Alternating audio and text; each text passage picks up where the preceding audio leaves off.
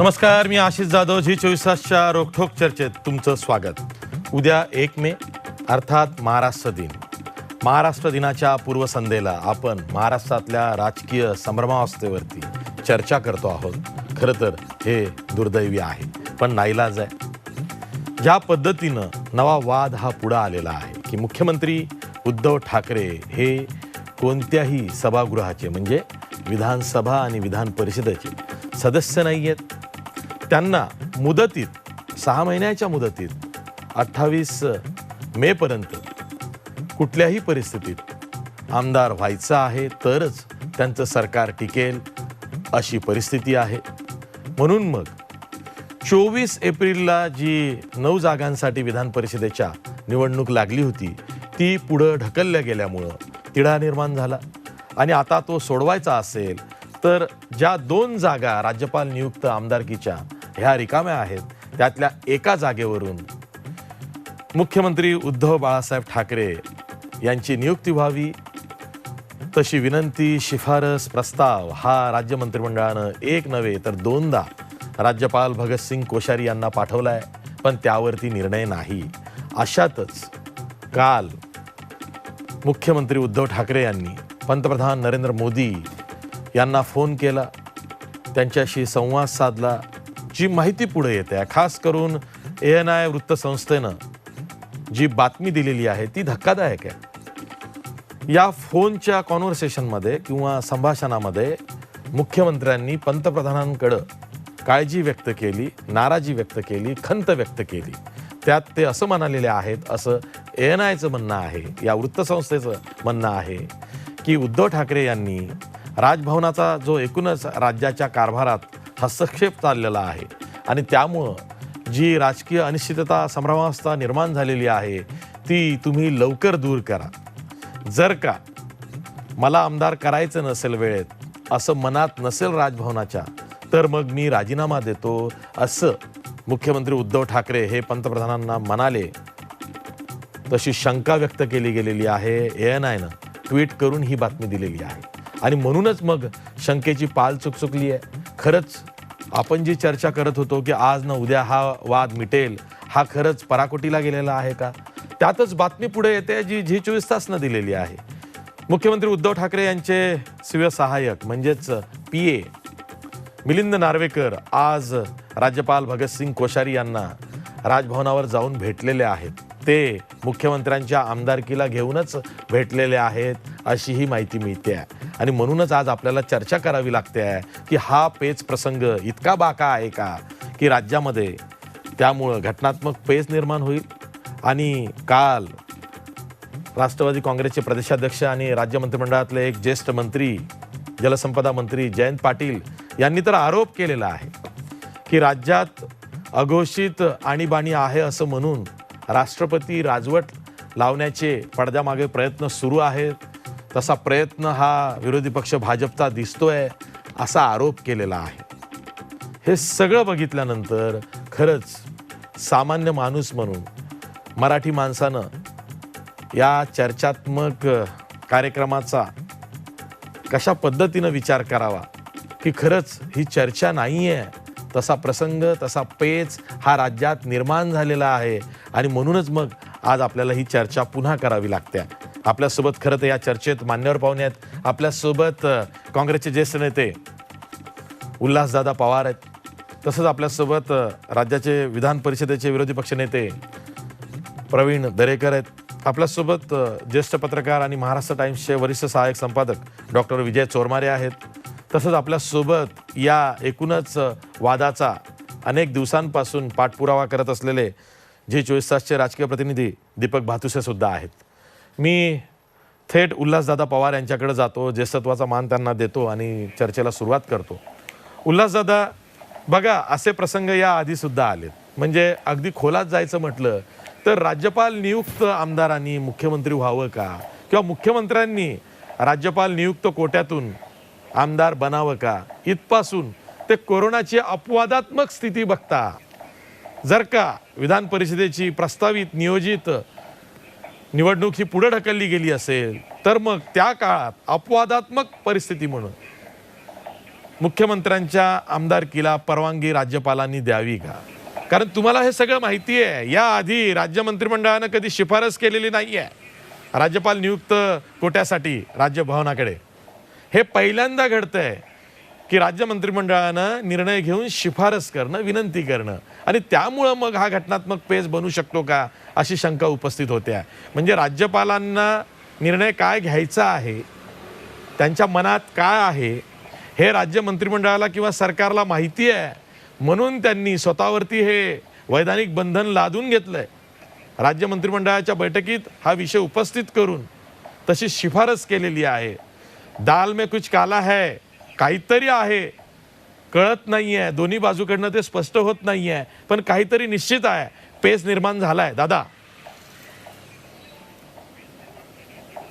नाही, आता प्रश्न असा आहे की स्वातंत्र्यानंतर आणि 1952 सालानंतर या देशामध्ये ज्या अनेक राजकीय घटना, विशेषतः निवडणूक आणि निवडणूक प्रक्रिया आणि विधानसभा, विधान परिषद, राज्यसभा, लोकसभा यात अनेक गोष्टी घडून गेलेल्या आहेत.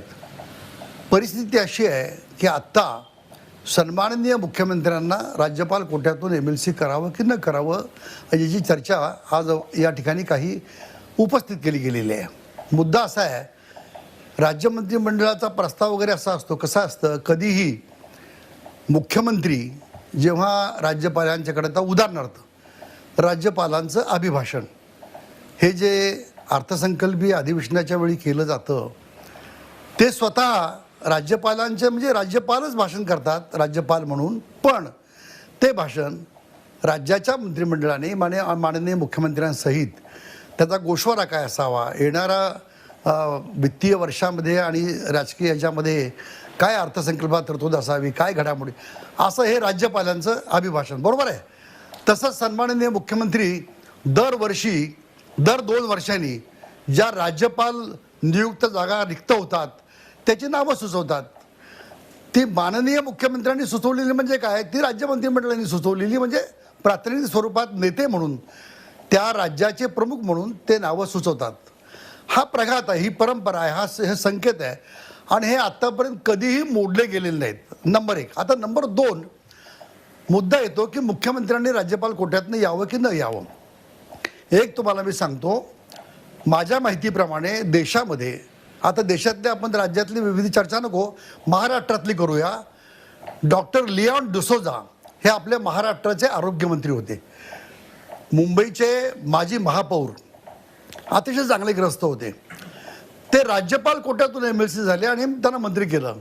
माननीय दादासाहेब रुपे होते, यांना पहिल्यांदा मंत्र केलं आणि नंतर मग ते राज्यपाल नियुक्त सदस्य झाले. माननीय अविनाश नाईक, म्हणजे वसंतराव नाईक आपले महाराष्ट्राचे मुख्यमंत्री, त्यांचे चिरंजीव अविनाश नाईक, यांनाही मंत्रिमंडळात घेताना असंच राज्यपाल नियुक्त केलं, बरोबर आहे. त्याच्यानंतर कदाचित आता मला नक्की आठवत नाही, परंतु दत्ता मेघे जेव्हा दुसऱ्यांदा मंत्रिमंडळात आले तेव्हा काही काळापुरतं त्यांना राज्यपाल नियुक्त केलं, नंतर मग त्यांना परत विधान परिषदेवर ते निवडून आले, असं कदाचित माझी माहिती आहे. आता सगळ्यात महत्त्वाचा मुद्दा मी आपल्याला सांगतो, तो म्हणजे 1952 साली त्यावेळच्या मुंबई राज्याचे नंतर मुख्यमंत्री झालेले माननीय मोरारजी देसाई यांचा बलसाड मतदारसंघात, म्हणजे त्यावेळच्या मुंबई राज्याच्या, आता जो गुजरातमध्ये भाग आहे बलसाड मतदारसंघात, त्यांचे सख्खे पुतणे डॉक्टर अमूल देसाई यांनी पराभव केला.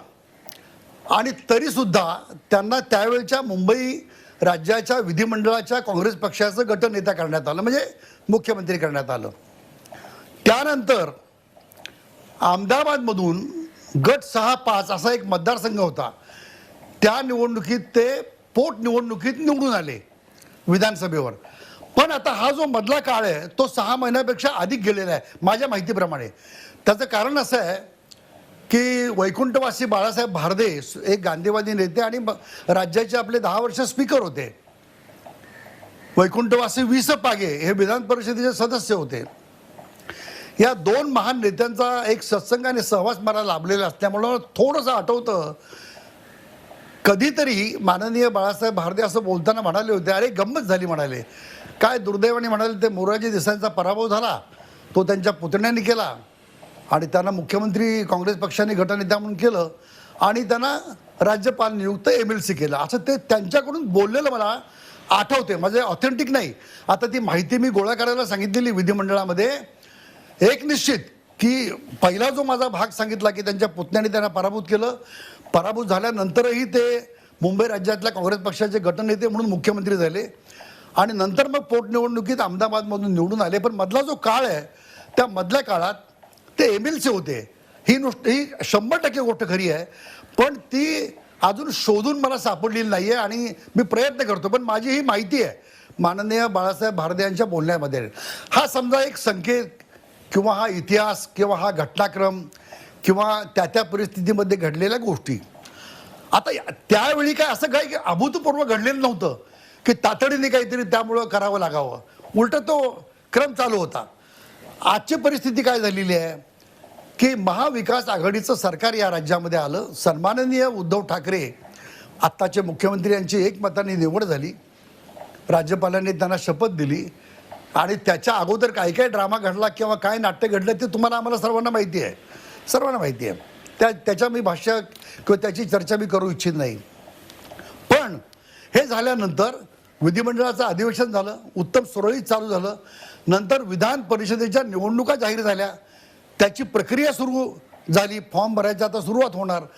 एवढ्यात इन द मीन टाईम हा जो मधला काळ आहे त्या जगामध्ये या कोरोना व्हायरसच्या महामारीनं थैमान घालायला सुरुवात केली आणि ती गती वाढल्यानंतर निवडणूक आयोगाने, म्हणजे त्याला काय राज्याने विनंती नाही, म्हणजे निवडणूक आयोगाने देशातल्या सगळ्या या निवडणुका ज्या प्रक्रिया होत्या हे थांबवल्या. हे काही महाविकास आघाडींनी केलेलं नाही किंवा सन्माननीय मुख्यमंत्री उद्धव ठाकरेंनी केलेलं नाही आहे. हे काय राज्यांनी शिफारस केली नाही आयोगाला, कुणीच केली नाही. म्हणजे महाराष्ट्रानेच काय देशातल्या कुठल्या राज्याने केलेली नाही. पण या सगळ्या अपवादात्मक आणि ह्या संपूर्ण साथीच्या महाभयंकर जगाला वेढलेल्या संकटामध्ये या निवडणुका आपल्या देशामध्ये आता आपण थांबवूया, काही स्थगित करूया असं निवडणूक आयोगाने ठरवलं. ते जर समजा थांबवलं नसतं तर त्या प्रक्रियेमध्ये आत्ताचे मुख्यमंत्री सन्माननीय उद्धव ठाकरे हे 100% विधान परिषदेचे उमेदवार होऊन ते विधान परिषदेवर निवडून आले असते, निश्चित झाले असते. पण आता ही अपवादक परिस्थितीमध्ये ही निवडणूक रद्द झाली.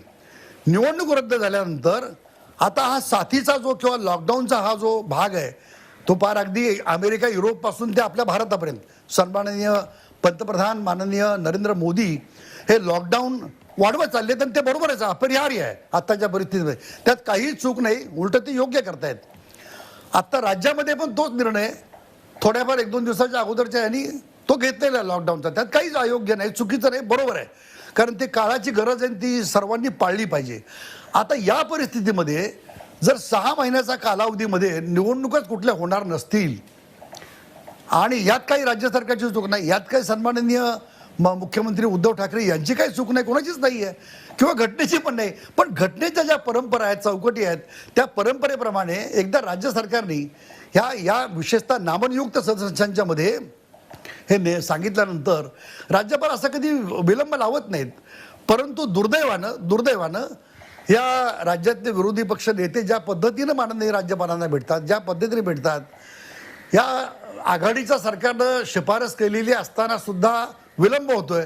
म्हणून आघाडीतले सर्व प्रमुख मंत्री घटक पक्षाचे नेते हे पुन्हा माननीय राज्यपालांना भेटले. या सगळ्या प्रक्रिया आपण पाहतोय. आणि आता आपण जो उल्लेख केला आहे की सन्माननीय मुख्यमंत्री सन्माननीय पंतप्रधानांशी बोलले ते मला माहीत नाही आहे, त्याच्यावर मी भाष्य करू इच्छित नाही आहे.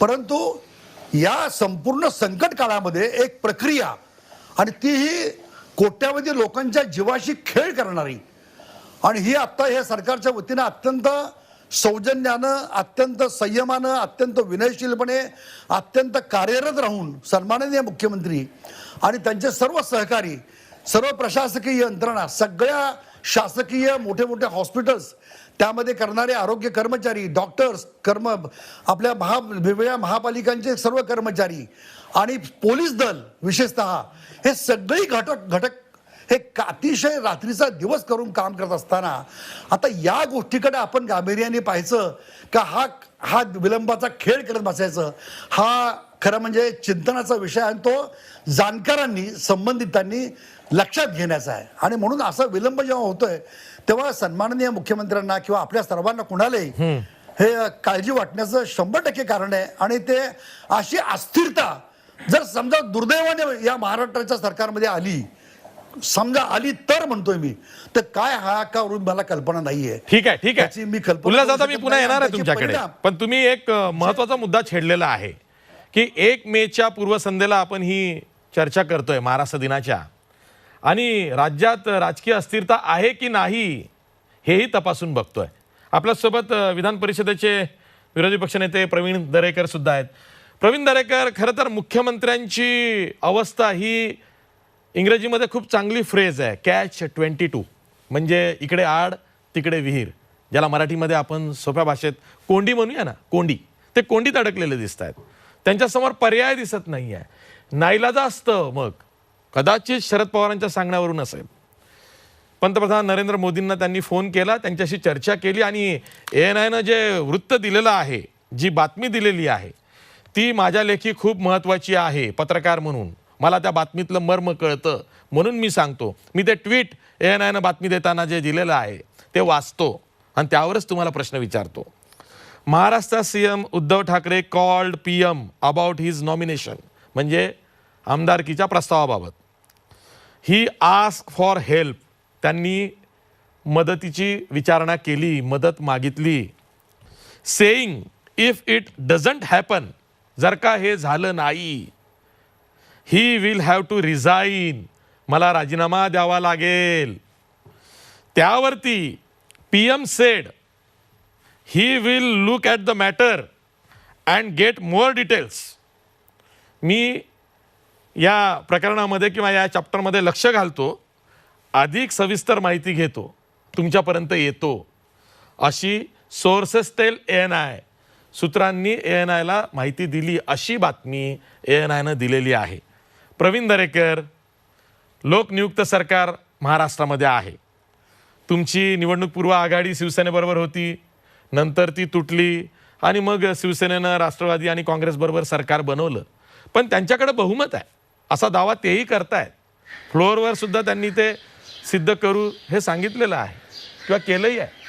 अशा वेळी केवळ मुख्यमंत्र्यांच्या आमदारकीवरनं महाराष्ट्रामध्ये अशी अनिश्चितता निर्माण होणे, हे महाराष्ट्रासारख्या पुरोगामी आणि त्यातल्या त्यात अग्रेसर, प्रत्येक क्षेत्रामध्ये अग्रेसर असलेल्या राज्यात किंवा राज्याचं हितावं नाही आहे ते. आणि आपण ही चर्चा आज महाराष्ट्र दिनाच्या पूर्वसंध्येला करतो आहोत प्रवीण दरेकर, यातनं मार्ग निघाला पाहिजे.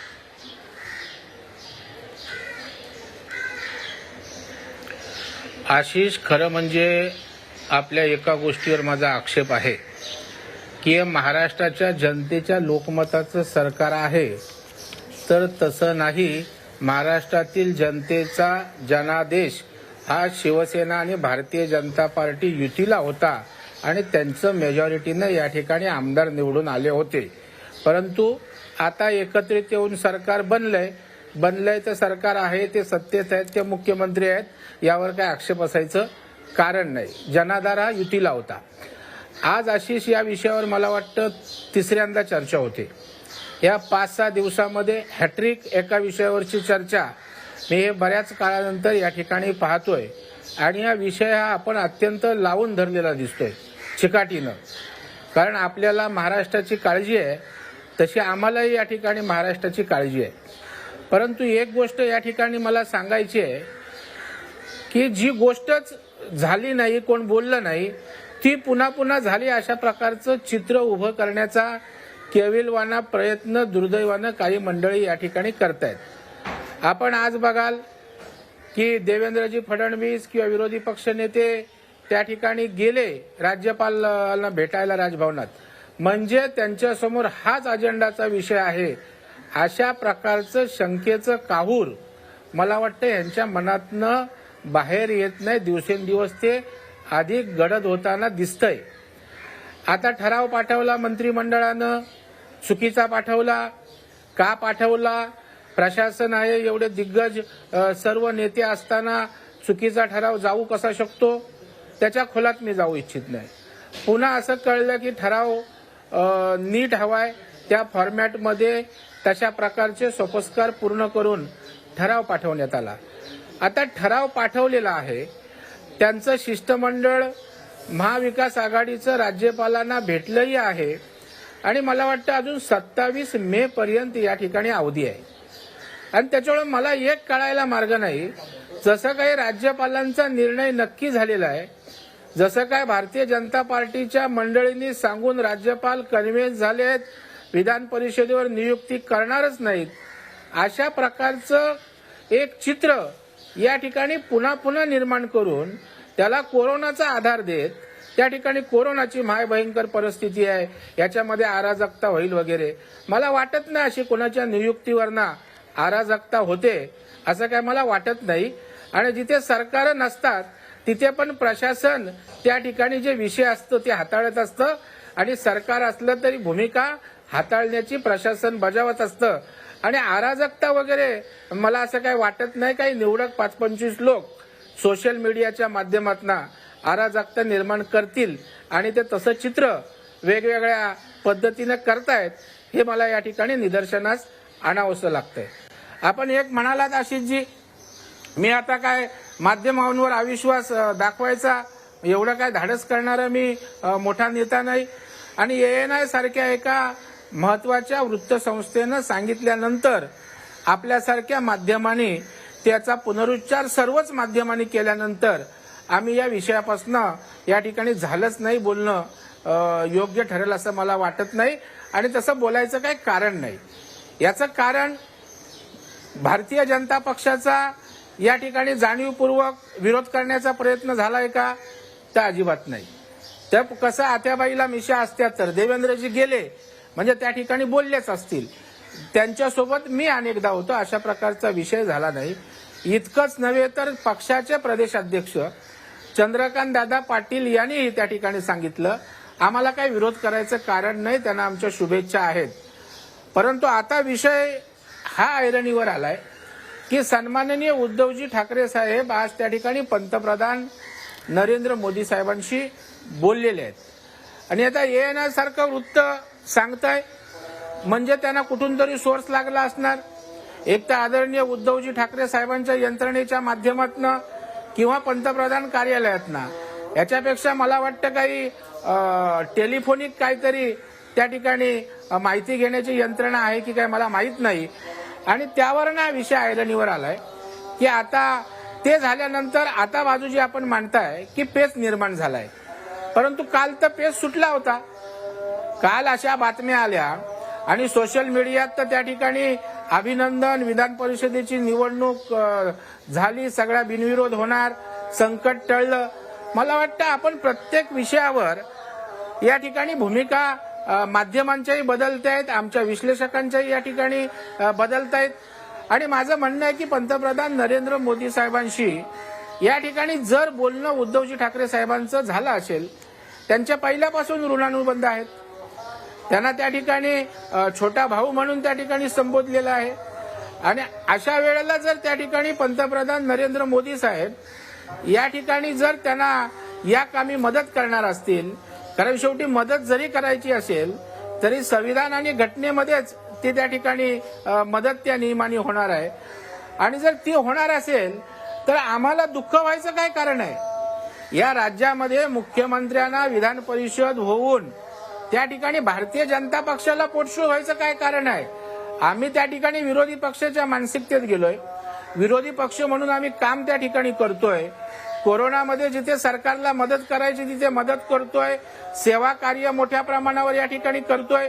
त्याच्यामुळे आशिष आम्हाला कुठल्याही प्रकारचा असूया त्या ठिकाणी उद्धवजी ठाकरे हे त्या ठिकाणी आमदार होण्यामध्ये नाही, हे मला आपल्यासमोर पुन्हा एकदा तिसऱ्यांदा सांगावंसं वाटतंय. कारण आज मी एकटाच आहे की तिसऱ्या इनिंगला पण मीच आशिषजी आपण मला निमंत्रित केलं, तिकडचे खेळाडू बदलत गेलेत. पहिले वडेट्टीवारांना आपण खेळवलं, दुसऱ्या वेळेला भाई जगतापना आपण या खेळपट्टीवर खेळवलं आणि आज आदरणीय आमच्या उल्हासदादा पवार यांना तुम्ही आज या ठिकाणी या खेळपट्टीवर उतरवलेलं आहे.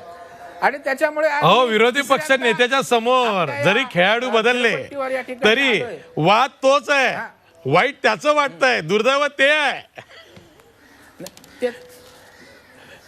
नाही, प्रोड्युसर आणि डिरेक्टर आशिष जाधव आहेत याचं एक मला समाधान आहे.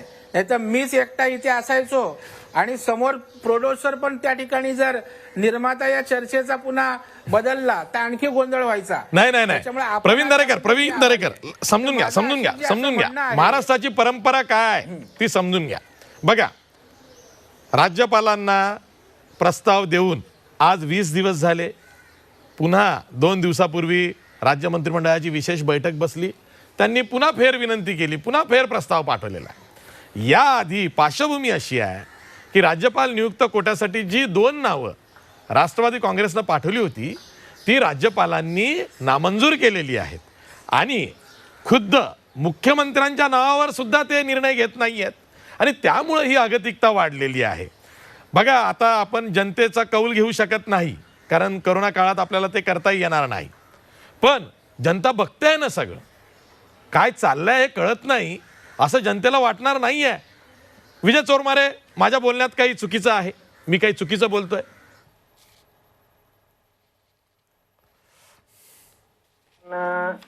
उल्हासदादांचं ऐकलं, दरेकर साहेबांचं ऐकलं म्हणून त्यांच्या आपल्या बाजू त्यांनी समोर मांडलेले आहेत. त्याला आपल्याला त्याबद्दल काय म्हणण्याचं कारण नाही. पण एक गोष्ट पाहिजे की महाराष्ट्र किंवा सगळा देश, जग आणि त्याच्याबरोबर महाराष्ट्र एका मोठ्या संकटाची झुंजत आहे. अशा वेळी राजभवनानं राज्य सरकार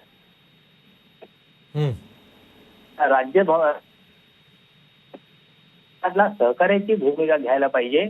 पण तसं न करता राजभवनावरून राजकीय खेळ करून राजकीय अस्थिरता राज्यात निर्माण करण्याचा प्रयत्न केला जातोय. हे सगळं महाराष्ट्र आणि देश आता पाहतोय असं आपल्याला दिसतं. मगाशी उल्हासदादांनी ज्या 2 गोष्टींचा उल्लेख केला लागेल की मंत्रिमंडळानं ही शिफारस केलेली आहे. ही कायदे तरतूद आहे की शिफारस मंत्रिमंडळाची लागते आणि मंत्रिमंडळाची शिफारस नसल्यामुळे सुरुवातीला आदिती नलवडे आणि शिवाजीराव गर्जे यांच्या नावांच्या शिफारसी राज्यपालांनी मान्य केलेल्या नव्हत्या. म्हणजे घटनाप्रमाणे वागले होते. पण दुसऱ्यांदा ज्यावेळी उद्धव ठाकरेंची शिफारस मंत्रिमंडळानं आहेत. खरं तर एका असाधारण परिस्थितीत हे सगळं घडतंय हे आपण लक्षात घ्यायला पाहिजे. दुसरी गोष्ट कसं असतं की घटनात्मक पदावरच्या व्यक्तीची किंवा घटनात्मक पदाची प्रतिष्ठा सांभाळण्याची जबाबदारी पदावरच्या व्यक्तीची असते असं मला वाटतं. त्या व्यक्तीनंच ही जबाबदारी सांभाळायला लागते. पण आताच्या काळात राज्यपाल पदावरील व्यक्ती ह्याच राज्यपाल पदाचं अवमूल्यन करत आहेत असं एकूण राजकारण राज्याला दिसत आहे. कारण त्यांचा वर्तन व्यवहार सध्याच्या काळातला आणि तिथे राज्यपालांच्या जवळ जाऊन रोज राजभवनावर कशाच्या उठाबशा जोर बैठका काढतात हे सुद्धा राज्याला स्पष्टपणे कळायला पाहिजे असं मला वाटतं. म्हणजे एकीकडे करोनाची तिथं पक्षीय राजकारण राजभवनातनं केलं जातं हे चित्र सगळ्या महाराष्ट्राला आता दिसतंय. आणि जर काल ज्या पद्धतीनं काही महाआघाडीच्या नेत्यांनी महाविकास आघाडीच्या नेत्यांनी म्हटलं की राज्यपालांना त्यांना काय म्हणायचं स्पष्ट सांगा ना, तुम्ही एकदा क्लिअर सिग्नल द्या. तुम्ही 26 मेला सांगू नका की तुमच्या ह्याच्यावरून सही करत नाही म्हणून. तुम्ही तातडीनं त्या संदर्भात तुमचं जे काय तुम्हाला किंवा कायदा तुम्हाला काय जे सांगतो ते तुम्ही तातडीनं सांगायला पाहिजे. ते तुम्ही तातडीनं या सरकारला कळवायला पाहिजे. त्यानुसार पुढच्या गोष्टी सरकार करेल. ठीक आहे. तर मला वाटतं यातून मार्ग काढण्यासाठी आपण पुन्हा पाहिजे असं मला वाटतं. जर राज्य घेत असतील कारण कायदा ही कुठली वाट अडवण्यासाठी नसतो, कायद्यानं वाट दाखवायची असते. या परिस्थितीतनं मार्ग कसा काढायचा हे कायद्यानं सांगायला पाहिजे. ठीक आहे. आवाज ब्रेक होतोय. मी जातोय दीपक भातुसे यांच्याकडे, G24 तासचे राजकीय प्रतिनिधी आहे. हा विषय खूप बारकाईनं ते अनेक दिवसांपासून फॉलो करतायत. दीपक, बघा आत्ताची बातमी काय, ब्रेकिंग न्यूज आहे. राज्य मंत्रिमंडळातले शिवसेनेचे ज्येष्ठ मंत्री एकनाथ शिंदे राजभवनात जात आहेत. ते राजभवनावरती राज्यपालांची भेट घेत आहेत. विषय आपल्याला माहीतच आहे काय चाललेला आहे. त्यानिमित्तानंच एकनाथ शिंदे जे शिवसेनेचे नेते आहेत ते राज्यपालांना भेटत आहेत. त्यांची भेट आता थोड्याच वेळात होते आहे. दुसरी बातमी आली आहे ब्रेकिंग, ती काय आहे की थोड्याच वेळापूर्वी मुंबई हायकोर्टामध्ये राज्यपालांकडनं दिरंगाई होते आहे उद्धव ठाकरेंच्या आमदारकीच्या नियुक्तीला म्हणून याचिका दाखल झालेली आहे आणि त्या याचिकेमध्ये भाजपवरती आरोप करण्यात आलेले आहेत. अशा 2 ब्रेकिंग न्यूज आहेत दीपक. आपण सातत्याने सांगत होतो की महाविकास आघाडी समोर पर्याय काय. जर आपण गृहीत धरूया राज्यपालांनी दुसरा जो प्रस्ताव मंत्रिमंडळाने दिलाय तोही मंजूर केला नाही तर साधारणतः महाविकास आघाडीसमोर हेच पर्याय होते. एक तर पुन्हा राज्यपालांना जाऊन विनंती करणं, ती आता केली जाते. दुसरं निवडणूक आयोगाला विनंती करणं, ज्या 9 जागांची निवडणूक आयोगाने पुढे ढकलले ती निवडणूक तातडीने घेऊन त्याची सगळी प्रक्रिया जी आहे ती 27 मेच्या आधी पूर्ण करणं, जेणेकरून त्यापैकी एका जागेवर उद्धव ठाकरे विधान परिषदेवर निवडून जातील. आणि तिसरा जो मार्ग होता शेवटचा तो होता न्यायालयात जाणं. आणि तिन्ही मार्ग महाविकास आघाडी सरकार अवलंबताना दिसत आहे. आज 2दा शिवसेनेचे नेते हे राजभवनावर गेलेले आपल्याला पाहायला मिळाले. परवा जेव्हा प्रस्ताव दिला मंत्रिमंडळातील काही ज्येष्ठ सदस्यांनी राजभवनावर जाऊन, त्याच्यानंतर काल स्वतः उद्धव ठाकरे पंतप्रधान नरेंद्र मोदी यांच्याशी फोनवर बोलले. आज सकाळी शिवसेनेचे सचिव मिलिंद नार्वेकर राजभवनावर गेले आणि आता जे आपल्याला माहिती मिळते त्यानुसार शिवसेनेचे नेते एकनाथ शिंदे त्याचबरोबर सचिव मिलिंद नार्वेकर सुद्धा त्यांच्यासोबत आहेत. मिलिंद नार्वेकर सुद्धा आता राजभवनावर आहेत. त्यामुळे हे सगळे नेते पुन्हा एकदा राज्यपालांना विनंती करायला गेलेले आहेत आणि न्यायालयाचं दार ठोठावण्याचा सुद्धा निर्णय या सरकारने घेतलेला आहे. सरकार आणणं सोपं नसतं, कारण आपण महाविकास आघाडी सरकार स्थापन झालं तेव्हा काय कसरत करावी लागली होती ते बघितलं. आणि त्यामुळेच उद्धव ठाकरेंनी काल जे पंतप्रधानांशी जे संभाषण झालं आणि ANIने जी बातमी दिली आहे त्याच्यात त्यांनी म्हटलं की जर राज्यपालांनी हा प्रस्ताव मंजूर केला नाही तर मला राजीनामा द्यावा लागेल. म्हणजे हे सरकार जाईल आणि सरकार गेल्यानंतर राष्ट्रपती राजवट लागू होईल आणि पुन्हा सरकार स्थापन करण्यासाठी मोठी कसरत जी आहे ती महाविकास आघाडीला कदाचित करावी लागेल. कारण आपण यापूर्वीचा देशातला संबंध इतिहास बघितला तर अनेक ठिकाणी राज्यपालांचा वापर करून सरकार बरखास्त केलेली आहे, त्या ठिकाणी राष्ट्रपती राजवट लागू केलेली आहे आणि बहुमताने निवडून आलेली सरकार सुद्धा आपल्याला या देशामध्ये बरखास्त केलेली उदाहरणं माहिती आहेत. मध्ये काँग्रेसने केलं यापूर्वी, भाजपने काही ठिकाणी यापूर्वी केलेला आहे. त्यामुळे हा इतिहास डोळ्यासमोर आहे आणि तीच कदाचित भीती महाविकास आघाडीला आणि मुख्यमंत्री उद्धव ठाकरेंना वाटत असेल की आपण जर आमदारकी मिळवण्यासाठी हालचाली केल्या नाहीत सर्व बाजूने आणि प्रयत्न केले नाहीत तर त्यातून आपलं सरकार धोक्यात येईल. सरकार गेल्यानंतर राष्ट्रपती राजवट लागू होईल आणि राष्ट्रपती राजवट कधी उठेल हे सांगता येत नाही. कोरोनाचं कारण देऊन राज्यात परिस्थिती वाईट आहे, आणीबाणीची परिस्थिती आहे असं कारण देऊन कदाचित राष्ट्रपती राजवट लांबवू शकतात आणि त्याच्यानंतर भाजपकडनं कदाचित पुन्हा एकदा प्रयत्न होऊ शकतो सरकार स्थापने करण्यासाठी. दरम्यानचा जो वेळ मिळेल त्या काळात काही प्रयत्न होऊ शकतात. राष्ट्रवादीला पुन्हा चुचकारण्याचा प्रयत्न होऊ शकतो किंवा शिवसेनेची पुन्हा चर्चा करण्याचा प्रयत्न होऊ शकतो. काही शक्यता राजकारणात होऊ शकतात, कारण कोण कोणाचा कायमचा मित्र आणि शत्रू राजकारण असतो. कधी काय घडेल राज्यात ते आपण बघतोय. म्हणजे हा महाविकास आघाडीचा सगळ्यात मोठा राज्याच्या इतिहासातला धक्का होता महाराष्ट्रासाठी. त्यामुळे हे सगळं घडू नये आणि आपलं सरकार वाचावं त्याच्यासाठी शिवसेनेकडनं जोरदार प्रयत्न आहेत आणि भाजपकडनं जी बॅकग्राऊंड तयार केली जाते, जे ग्राउंड तयार केलं जातं, जसं विरोधी पक्षनेते देवेंद्र फडणवीस यांनी काही दिवसांपूर्वी राज्यपालांना पत्र दिलं आणि त्याच्यात स्पष्ट उल्लेख आहे की राज्यात आणीबाणी सदृश्य परिस्थिती आहे. म्हणजे हे ग्राउंड तयार केलं जात आहे का की राष्ट्रपती राजवट लागली तर ती लांबवण्यासाठी, असा सुद्धा संशय याच्यामुळे होतोय. त्यामुळे सरकार कोसळलं तर परत येईल का सरकार आपलं, ही भीती निश्चितच उद्धव ठाकरे असणार, महाविकास आघाडीला असणार. आणि त्यामुळे सगळे प्रयत्न, अगदी पंतप्रधानांना फोन करण्यापासूनचे प्रयत्न हे महाविकास आघाडीकडनं सुरू आहेत. न्यायालयाचं दार ठोठवलं जात आहे, पुन्हा राज्यपालांची भेट घेतली जाते, निवडणूक आयोगाला विनंती केली जाते. त्यामुळे हे सगळे मार्ग अवलंबण्याचं एकच कारण आहे की मोठ्या कष्टाने आलेलं हे सरकार गेलं तर ते परत मिळवणं अवघड आहे आणि ते मिळेल की नाही याची कदाचित शाश्वती नसावी. कारण भाजपकडनं कुठले पुढे खेळ खेळले जातील राजकारणात हे सांगू शकत नाहीये आणि त्यामुळेच ही भीती कदाचित महाविकास आघाडीला वाटते आणि त्यामुळे सगळे प्रयत्न सुरू आहेत. ठीक आहे. एक धाकधूक असणे, भीती वाटणे, शंका उत्पन्न होणे हे राजकारणात स्वाभाविक आहे. म्हणजे केवळ बातमी दाखल मी हे सांगतो, ती सुद्धा एक ब्रेकिंग न्यूज आहे. आपली चर्चा चाललेली असल्यामुळं ती ब्रेकिंग न्यूज देता येत नाहीये. ब्रेकिंग न्यूज अशी आहे की माजी शालेय शिक्षण मंत्री आणि भाजपचे ज्येष्ठ नेते ॲडव्होकेट आशिष शेलार हे सुद्धा थोड्या वेळापूर्वी राज्यपाल भगतसिंग कोश्यारी यांना भेटले, पण ते वेगळ्या कारणासाठी भेटले. त्यांचं असं म्हणणं आहे की जी फी वाढ प्रस्तावित आहे आता नवीन शैक्षणिक वर्षासाठी, खास करून खाजगी शाळांची, ती रोखावी, ती होऊ देऊ नका, उलट ती कमी करावी करोना काळामुळे. यासाठी ते निवेदन द्यायला राज्यपालांना भेटले. हे सुद्धा याच दरम्यान झालेलं आहे. थोड्याच वेळापूर्वी ॲडव्होकेट आशिष शेलार हे राज्यपालांना भेटलेले आहेत. त्यामुळे राज्यपाल हे सर्वांना भेटतायत. सगळेजण राज्यपालांकडेच दाद मागतायत. तेही फार नवीन आहे महाराष्ट्रासाठी. त्या निमित्तानं मग या चर्चेत आपल्याला किंतु परंतु सगळे बिंदू जोडून चर्चा करावी लागते. उल्हासदादा पवार, राजभवनाचं महत्त्व वाढलेलं आहे.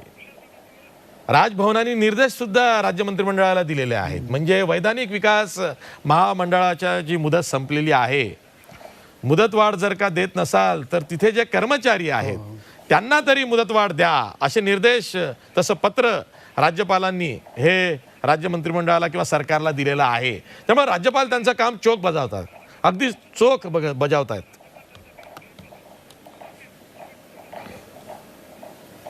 हो, राज्यपालांच्या बद्दल मला फार आदर आहे. जे ज्येष्ठ आहेत ते काय अचानक मध्यरात्री उठून राजभवन उघडून ते शपथही देऊ शकतात. ते फार तत्पर आहेत आणि आदरणीय आहेत.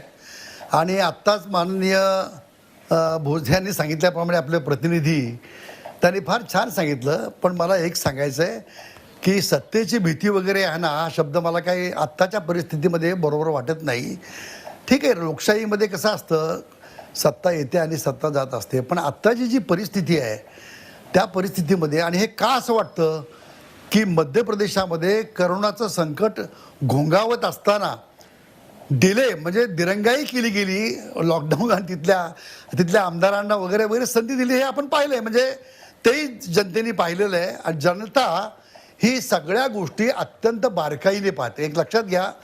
आणि या सगळ्या गोष्टींचा परिणाम आज ना उद्या जे जे संबंधित असतात किंवा ज्या तऱ्हेनं हे राजकारण खेळलं जातं आहे आणि एका अभूतपूर्व परिस्थितीमध्ये खेळलं जाते, अशाचा परिणाम जनमानसावर थोडा तरी होतो का नाही, तर माझ्या दृष्टीने होतो असं मला वाटतं.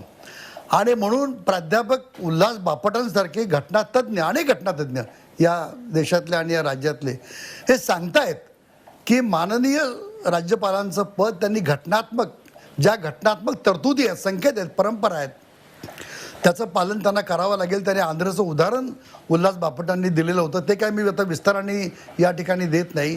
तो भाग आणखीन वेगळा आहे. कुणी कसा निर्णय घ्यावा, काय करावं, हा भाग वेगळा आहे. आणि आपण हे पाहिलं आहे अरुणाचलमध्ये, गोव्यामध्ये. त्यामुळं सत्तेची लालसा ही फक्त आघाडीला आहे असं म्हणणं हे तितकंसं न्यायकारक होणार नाही. म्हणजे मी दोष देत नाही, सत्ता ही प्रत्येकालाच हवी असते. परंतु आज प्रश्न माझ्या दृष्टीनं सत्तेचा महत्त्वाचा नाही आहे. आत्ता चाललेली जी प्रक्रिया आहे शासनाच्या माध्यमातून सरकार म्हणून, त्या प्रक्रियेला अचानक खीळ घालून आज जे काही दुर्दैवानं महाराष्ट्रातली करोना व्हायरसमध्ये अडकलेल्या लोकांची संख्या वाढते, विशेषतः मुंबई, पुणे, ठाणं या सगळ्या परिसरामध्ये, आणि डॉक्टर यांच्यावर होणारे हल्ले असतील किंवा आणखीन काही गोष्टी असतील, या सगळ्या गोष्टी त्याची मी विस्ताराने चर्चा करत नाही. पण या पार्श्वभूमीवर असा राजकीय खेळ होत राहणं हे काही बरोबर नाही आहे. आणि म्हणून मी तर तुम्हाला खरं म्हणजे तुमचा आभार मानेल की याच्या निमित्ताने चर्चा आणि संवाद, माझे मित्र प्रवीण दरेकर यांना मी सांगू इच्छितो की माननीय बाळासाहेब भारदे नेहमी म्हणायचे की लोकशाहीमध्ये वाद हा शिल्लक राहतो, पण वादाचं रूप संवादामध्ये, संवादाचं रूप सुसंवादामध्ये आणि सुसंवादाचं रूप परिसंवादात झालं तर वादाचं सौंदर्य वाढतं. त्यात वादाचा काही तोटा राहत नाही असं मी दरेकरांना आपलं प्रामाणिकपणे सांगू इच्छितो. त्यामुळे वाद आणि संवाद आणि अशा प्रकारची चर्चा ही होत राहिली पाहिजे आणि त्यामध्ये सर्वांनी सहभाग असला पाहिजे. ठीक आहे दादा, मी तुमच्या याला थोडी पुष्टी जोडतो. अलीकडेच सुप्रीम कोर्टामध्ये न्यायमूर्ती धनंजय चंद्रचूड खूप चांगलं म्हणले. ते असं म्हणले की डिसेंट म्हणजे मतमतांतर हा सेफ्टी वॉल्व आहे डेमोक्रेसीचा. परिस्थिती हाताबाहेर जाऊ नये यासाठी मतमतांतर झाली पाहिजेत, चर्चा घडली पाहिजे, त्यातनं मार्ग काढण्याची प्रोसेस किंवा प्रक्रिया सुरू झाली पाहिजे, असं न्यायमूर्ती धनंजय चंद्रचूड अलीकडेच म्हणालेले आहेत एका प्रकरणामध्ये. त्यानिमित्तानंच तोच धागा पकडून मी आता प्रवीण दरेकरांना प्रश्न विचारतोय. प्रवीण दरेकर, बघा, तुम्ही म्हणालात की मी 3 वेळा इथे आलोय, समोरचे खेळाडू बदलत गेले, तुम्ही सुद्धा सातत्यानं या विषयावरती चर्चा करताय. प्रवीण दरेकर, विषय तोच आहे, तो तुमचा मोठेपणा आहे की तुम्ही सातत्यानं येताय या चर्चेला आणि आम्ही सुद्धा तुम्हाला बोलवतोय हक्कानी की विरोधी पक्ष नेता बोलला पाहिजे विधान परिषदेचा. तुम्ही येताय त्याबद्दल तुमचं अभिनंदन. पण ही चर्चा झाली पाहिजे. महाराष्ट्राची राजकीय परंपरा फार वेगळी आहे, पण महाराष्ट्रानं जे धक्कादायक राजकीय घडामोड 7-8 महिन्यापूर्वी बघितली निवडणुकीनंतर, तेव्हापासनं आम्ही पत्रकार मंडळी सजग झालेलो आहोत. का कुणास ठाऊक, बातमीचा सुगावा आधीच लागतोय, चर्चा आधीच करावीशी वाटते. कारण आपली नैतिक जबाबदारी आहे, दायित्व आहे पत्रकार म्हणून, एक वृत्तवाहिनी म्हणून, की जनतेला हे सांगितलं गेलं पाहिजे की पडद्यामागं काहीतरी चाललंय, ते काय चाललंय ते समजून घेऊया. आणि ते तुम्हाला समजावून सांगण्यासाठी आम्ही सुद्धा निमित्त बनतो आणि मध्यस्थी म्हणून ती चर्चा घडवून आणतो. त्या निमित्तानंच ही चर्चा आहे. बघा, चर्चेदरम्यान 2 घडामोडी घडल्या. मुंबई हायकोर्टात याचिका गेली. एकनाथ शिंदे जे ज्येष्ठ मंत्री आहेत मंत्रिमंडळातले, ते पुन्हा मिलिंद नार्वेकर यांच्यासोबत राजभवनावरती दाखल होत आहेत, पुन्हा तोच विषय घेऊन बोलतायत. म्हणून तर चर्चा करावी लागते. प्रवीण दरेकर, ना अशी जी चर्चेनं नेहमीच चर्चेला मीही प्राधान्य दिलंय, म्हणून आज मी आपल्या सांगण्यावरनं या ठिकाणी आलोय. प्रश्न अशी जी असा आहे की दीपक भातुसे मगाशी जे म्हणाले की सत्तेची भीती, आणि त्याचा उल्लेख फार औदार्याने आमच्या उल्हासदादांनी सांगितलं, सत्तेची लालसा वगैरे काही नाही आहे, मी मानतो ते. परंतु अनाठायी भीती ही या ठिकाणी कशासाठी? मला एक गोष्ट सांगा, 3 तासाचा पेपर असतो, तर एखादा तो पेपर अर्ध्या तासात पण सोडवतो, परंतु त्याला 3 तास दिलेले असतात ना, 3 तास संपताना तो पेपर सोडवू शकतो. आता 27 मे पर्यंत जर वेळ असेल तर आपला हट्टाने आग्रह का? आणि असं कुठलीच गोष्ट नाही की तुम्ही पहिल्या आठवड्यात निर्णय सांगितला पाहिजे, 9 दिवसांनी सांगितला पाहिजे. त्याच्यासाठी काल एक निश्चित असा कालावधी दिलाय ना घटनेनं आणि संविधानानं. त्यामुळे 27 मे पर्यंत जर निर्णय झाला नाही तर जर आणि तर होईल. आताच आपण गृहीत कसं धरायचं, असं होणार तसं होणार, होणारच नाही किंवा होणार. तर मला वाटतं 27 मे पर्यंत या ठिकाणी वाट पाहणं, किंवा त्या दरम्यान वाटलं तर उद्या पण त्या ठिकाणी राज्यपाल करतील. असं काय नाही की 27 मेचीच वाट बघायला पाहिजे. पण आपल्याला असा अधिकार नाही की आपण राज्यपालाने 3 दिवसात निर्णय दिला पाहिजे, राज्यपालाने 10 दिवसात दिला पाहिजे. राज्यपालाची अपर लिमिट राज्यपालाने जी दिलेली आहे त्या लिमिटच्या आत त्याने दिलाच पाहिजेत, आणि ते बंधनकारक आहे. आणि मला वाटतं मी त्याही वेळेला पहिल्या दिवशी सांगितलं, दुसऱ्या चर्चेत सांगितलं की आपण चर्चेसाठी ठीक आहे, चर्चेतनं आपण या गोष्टीवर कात्याकूट निश्चितपणे करू शकतो. समाजात काय चाललंय, काय व्हायला पाहिजे, आपलं मत त्या ठिकाणी मांडू शकतो. पण शेवटी कोर्ट आणि संविधान यांनी काही गाईडलाईन फ्रेम केलेले आहेत. मला आता सांगा, कोर्टामध्ये पहिले जे गेले त्यांची याचिका त्या ठिकाणी सांगितलं की फेटाळली, तुम्ही परत येऊ शकता, तुमच्या गोष्टी ज्या आहेत त्याची पूर्तता केली गेली. आता आपण म्हणताय की आज पुन्हा टाइम बाउंड पिरियडमध्ये त्या ठिकाणी निर्णय द्यावा. मला सांगा, संविधानिक जर त्यांना एक लिमिट असेल तर असं कसं काय होऊ शकतं? शेवटी कोर्ट संविधान एकच आहे, आणि त्याच्यामुळे निर्णय होत असताना त्या ठिकाणी संविधान आणि कायदा कोण बदलू शकत नाही.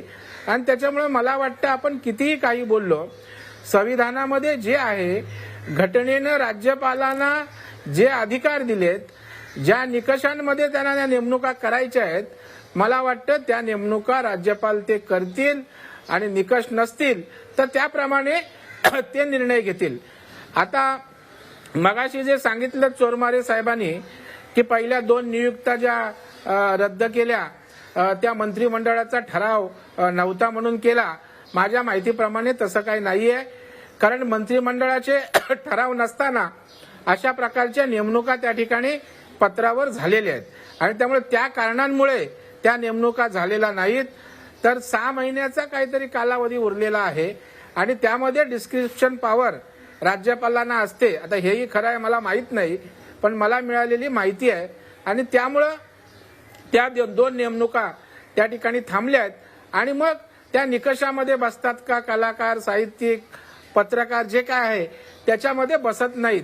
अशा प्रकारचं मला ऐकीव आहे, ते सुद्धा मला निश्चित स्वरूपात माहीत नाही.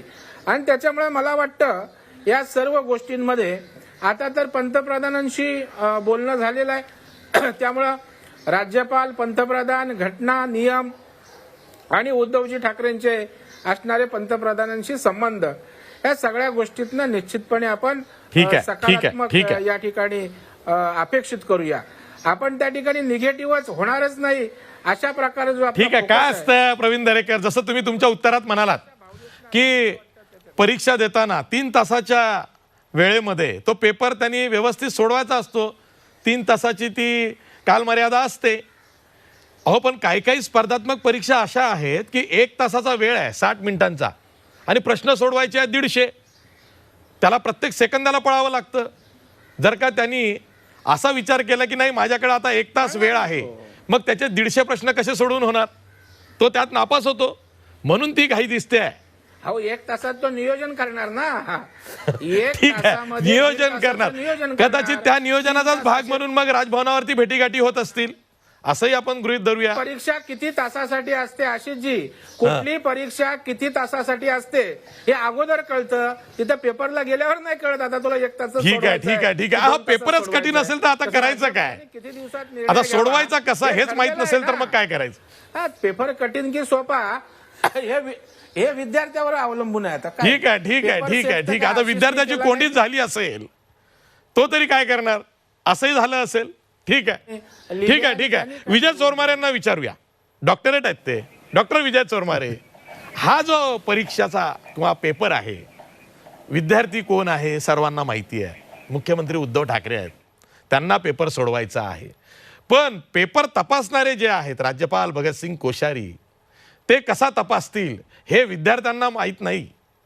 अशी परिस्थिती निर्माण झालेली आहे. विद्यार्थी गोंधळलेला दिसतोय.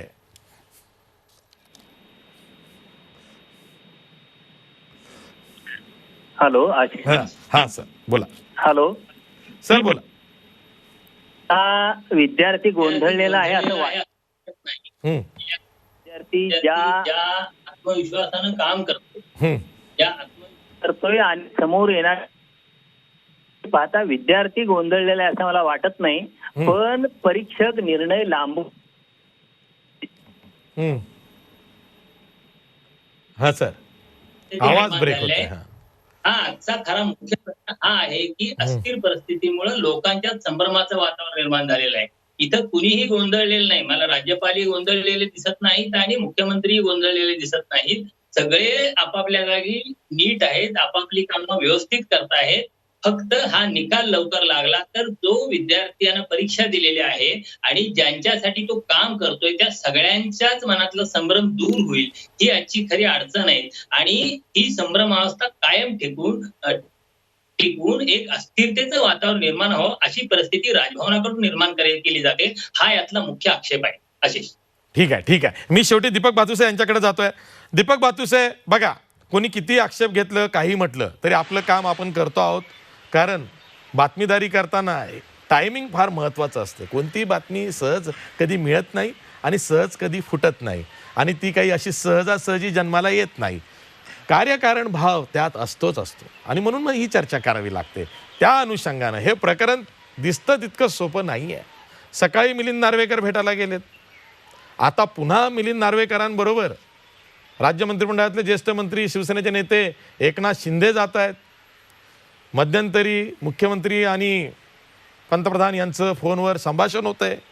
त्यामधनं बातमी येते आहे की जर का नाईलाजच झाला तर मग राजीनामा देण्याशिवाय पर्याय नाही, असं मुख्यमंत्री पंतप्रधानांना सांगतायत, अशी ती ANIची बातमी आहे.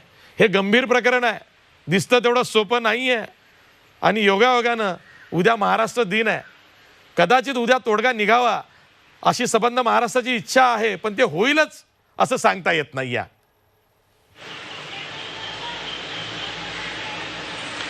पत्रकार म्हणून आपण सगळ्या शक्यता तपासून पाहत असतो. म्हणजे एखादी गोष्ट झाली तर त्याचे काय परिणाम होतील किंवा नाही झाली तर त्याचे काय परिणाम होतील, त्या दृष्टीनेच आपण गेल्या काही दिवसांमध्ये राज्यपालांनी समजा प्रस्ताव मंजूर केला नाही तर काय होईल हे प्रेक्षकांना सांगितलं, आणि राज्यपालांना हा प्रस्ताव नामंजूर करण्याचे अधिकार आहेत का हे सुद्धा आपण प्रेक्षकांसमोर मांडलं. म्हणजे या संदर्भात मी कायद्याचे जे डॉक्टरेट आहेत, डॉक्टर अनंत कसे, जे विधिमंडळाचे सचिव सुद्धा होते अनेक वर्ष, त्यांच्याशी सुद्धा आपण जेव्हा या संदर्भात माहिती घेतली तर एखादा मंत्रिमंडळाने पाठवलेला प्रस्ताव नाकारण्याचा अधिकार राज्यपालांना नाहीये. राज्यपालांना ते अधिकार नाहीयेत. मंत्रिमंडळ जो प्रस्ताव पाठवतो तो प्रस्ताव राज्यपालांना मंजूर करावा लागतो, हा एक मुद्दा. दुसरा मुद्दा जो कालावधीचा उपस्थित केला गेला की खूप कमी कालावधी आहे, कारण आता ज्या 2 जागा विधान परिषदेच्या राज्यपाल नियुक्त रिक्त आहेत त्यांचा कालावधी हा 7 जून पर्यंत आहे. म्हणजे आता जेमतेम 1.25 महिना पण शिल्लक नाहीये त्या जागांचा. त्यामुळे कमी कालावधीसाठी राज्यपाल या जागांवर नियुक्ती करणार का? कारण पूर्वीच्या जागा जसं प्रवीण दरेकरांनी मगाशी सांगितलं की 6 महिन्याचाच कालावधी करायला होता, कारण 6 महिन्यापूर्वी ती नावं गेली होती राज्यपालांकडे राष्ट्रवादी काँग्रेसची, तर तेही राज्यपालांनी कालावधी कमी असल्यामुळे मंजूर केली नाहीत. तर कायद्यामध्ये काय आहे, संविधानामध्ये काय आहे, तर अशी कुठलीही कालावधीची अट या जागांसाठी नाहीये. अगदी काही दिवस जरी शिल्लक असले तरी राज्यपाल या जागांवरती नियुक्ती करू शकतात. कालावधीचा कुठलाच विषय घटनेमध्ये नाहीये. त्यामुळे हे 2 विषय जे आहेत ते पूर्णपणे उद्धव ठाकरेंच्या बाजूचे आहेत. एक तर राज्यपालांना मंजुरी द्यावीच लागते मंत्रिमंडळाच्या प्रस्तावाला, दुसरा कालावधीचा विषय नाही. त्यामुळे राज्यपाल का विलंब करतायत हा साधारणतः प्रश्न या ठिकाणी होता आणि त्यामुळे सगळ्यांच्याच मनात ही शंका वारंवार उपस्थित होते की याच्या मागे काय राजकारण आहे का, आणि हे राजकारण असेल त्यामुळे लांबतंय का, आणि निश्चितच जर लांबतंय तर त्याच्या मागे राजकारण आहे. या सगळ्या गोष्टी ज्या आहेत त्या याच शक्यतेवर अडतायत की राज्यपाल हा प्रस्ताव मंजूर का करत नाहीत. आता नवीन जो प्रस्ताव दिला, पहिल्या प्रस्तावामध्ये त्रुटी होत्या, दुसरा प्रस्ताव दिला, दुसरा प्रस्ताव देऊन सुद्धा आज 2 दिवस झाले. त्या दरम्यान काय झालं तर काल पंतप्रधानांना स्वतः उद्धव ठाकरेंनी फोन केला. आज 2दा शिवसेनेचे नेते राजभवनावर गेलेले आहेत.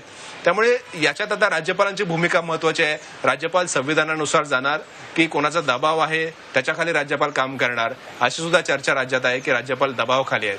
त्यामुळे राज्यपालांच्या भूमिकेकडे आता सगळ्यांचं लक्ष आहे. अगदी बरोबर आहे. आणि मुंबई हायकोर्टामध्ये यापूर्वी जी याचिका गेली होती ती प्रिमॅच्युअर आहे, म्हणजे घटना घडण्यापूर्वीच याचिका कशी काय दाखल होऊ शकते असा प्रश्न मुंबई हायकोर्टानं उपस्थित केला, ती खारिज केली. आत्ता जी याचिका गेलेली आहे त्यावरती मुंबई हायकोर्ट काय निर्णय घेतं, मला अनुभवातनं एक गोष्ट कळते. एक तर वैधानिक प्रक्रियेचा भाग राज्यपाल नियुक्त आमदारकीच्या कोट्यातनं जर का कोणाची नियुक्ती करायची असेल तर ती वैधानिक प्रक्रियेतून म्हणजे राज्य मंत्रिमंडळाच्या शिफारसीवरून केली गेली पाहिजे, असा काही दंडक नाही. यापूर्वी ज्या नियुक्त्या झालेल्या आहेत त्या बहुतेक नियुक्त्या ह्या सत्ताधारी पक्षानं त्या सरकारच्या शिफारस केली आहे राजभवनाकडे आणि राजभवनाने ती उचलून धरली. हे पहिल्यांदा असं घडलेलं आहे बऱ्याच कालखंडानंतर की राज्यपालांनी राष्ट्रवादी काँग्रेसची 2 नावं यापूर्वी ओव्हररूल्ड केली आणि आत्ताही जे उद्धव ठाकरे यांचं नाव गेलेलं आहे त्यावरती 20 दिवस उलटून गेलेले आहेत. राज्यपालांनी निर्णय घेतलेला नाही. त्याबाबत ते काय करणार आहेत हे सुद्धा सत्ताधाऱ्यांना स्पष्ट कळलेलं नाही आणि त्यामुळे संभ्रम वाढतोय.